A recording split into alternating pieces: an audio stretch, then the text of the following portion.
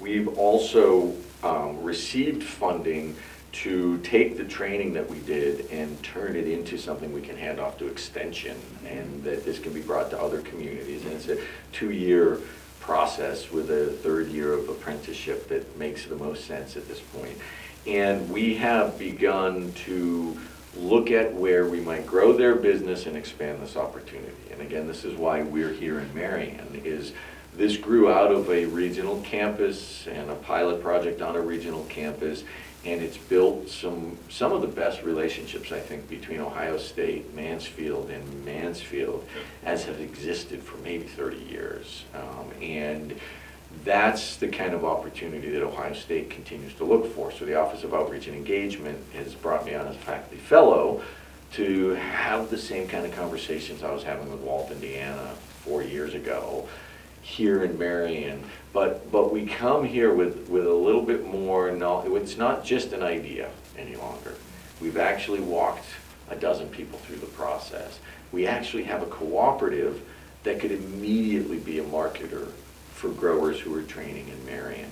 We've got a training process that we've now looked at and kicked the tires of, and that will be much better the next time around. And then we've got a group of experienced microfarmers who say we want to be mentors for who comes into the system, because we want to reduce the risk of bringing on new membership, because our members got to be as good as we are. And so it's in our interest to help them come up to the level that we're at. So we've got this existing thing now that can help to cultivate even better than, I mean, as Walt said, we started from nothing. Yeah, started from like just literally imagining an idea of what it would be like to have a food system that provided food. So like, you know, with nobody farming before, with no marketer, with no marketing context, we didn't even have a place to farm at. That's right. You know, so we didn't even know where the farm was going to be at while we are talking about this concept and really trying to make it happen and putting things down on paper.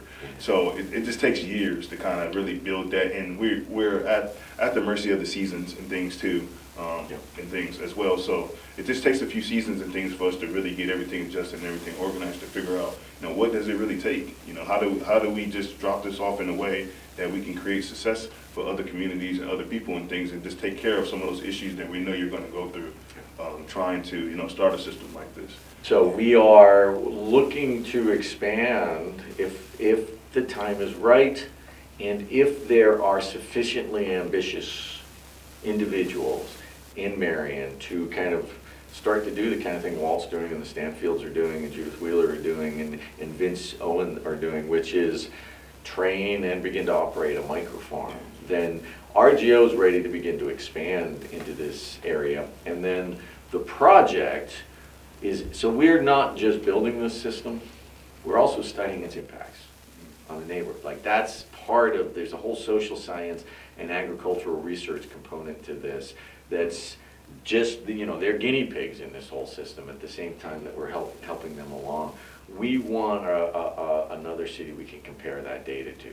And so expanding it into Marion would allow my social scientists to do a baseline before anything came in, and then start to do some comparisons to see if the kinds of positive impacts we think this will have in these areas are not only demonstrable and replicable, you know, but happen in different places as well.